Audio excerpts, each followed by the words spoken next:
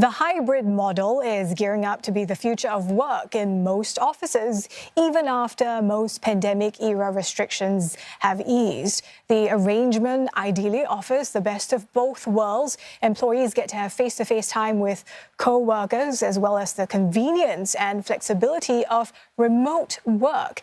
In the US, Americans are embracing flexible work, and they still want more of it. A McKinsey survey released this year shows 58% of job holders, or 92 million people, are able to work remotely at least part of the time.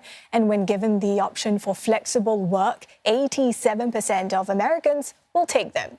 Similar sentiment shaping up here in the Asia Pacific. A CBRE survey earlier this year showed that the majority of companies in the region intend to retain hybrid work arrangements. Mercer's 2022 Global Talent Trends report also indicates that 7 out of 10 employers across the region support a shift to a hybrid model. Now, for more on the future of hybrid work, we are joined by Cal Henderson. He's co-founder at Slack. Cal, there are certainly these shifting expectations. There's a generational change on how we see the workplace. How do you think we can reconcile the so-called productivity paranoia and better engage workers? Yeah, I think a lot of what we've learned over the time of the pandemic is that organizations, knowledge workers, are able to be very productive when working remotely. When we saw this big shift globally, most organizations got more productive, had better results. Some of that is because of the getting rid of the commute, and a lot of people's work time just grew to fill that commute.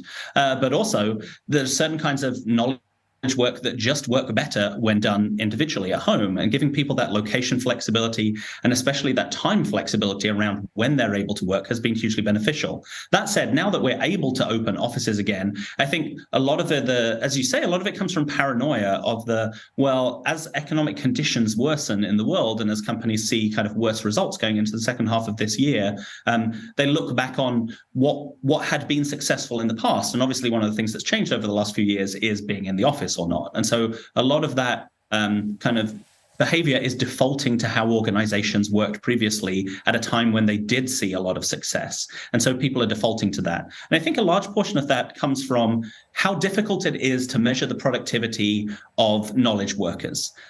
You can't easily put a number on people's productivity, and especially for kind of line managers and middle managers, a lot of the tools and techniques that people have built over the last couple of decades for managing information workers in the workplace has just been seeing if they're present. If people are at their desks, if they stay late, then they're productive. It's not a great way of measuring productivity, but it's the tool that a lot of people fall back on. So I think a lot of this, wanting people to be back in the office is paranoia.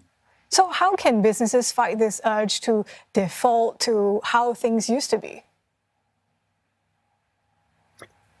I think some of it is a little bit of a leap of faith, and saying that if we have been productive, then we can continue to be productive. Now, that's not to say that there weren't a lot of things that we did lose by going all remote during the pandemic for organizations that did. I think there are, if you like, over the last decade, we didn't really know what made people productive. There was an assumption that the way we worked, coming into the office every day, having a lot of in-person meetings, was the only way to work, that we'd arrived at the perfect arrangement. I think the pandemic has shown us that that wasn't true. There are other ways to work. But that said, there are things about being in the office together that we've lost. And so how can we identify those things? How can we understand what's unique about being in person? And how can we make sure we kind of replace those, either coming back into what cadence does it make sense for people to be back in the office, or what activities are best done in person, whether that's the network building and serendipitous meeting, the idea of the people that you sat next to at lunch or rode in the elevator with, and you built that stronger network outside of your immediate team. That's definitely gone away in the last couple of years. And then there's also the activities and the kinds of work that are much better done in person. So planning, brainstorming, some kinds of deep creative work. And I think over the next few years, a lot of organizations are going to figure out what is the right cadence for those kinds of work. How often do people need to get together to continue to be productive over the long term? And how do you facilitate that? And it's not having a desk for every worker in an office. It's having the right kind of spaces to enable that kind of work as well. It's not just the future of the workplace that is shifting. We're also seeing in the past 2 years how the role of business leadership is changing. And Slack deals with, 10,000 businesses here in Singapore, including high-profile tech firms such as Grab and even GovTech. What are you hearing from some of these business leaders about how this will continue evolving going forward? I think businesses are very keen to understand, get our take, and hear from our other customers on what's working for people. I think we're still in an era of kind of experimentation, as many companies have either welcomed people back into the office for some amount of time, have set up a certain cadence of using the office. Some organizations bringing people back into the office every single day.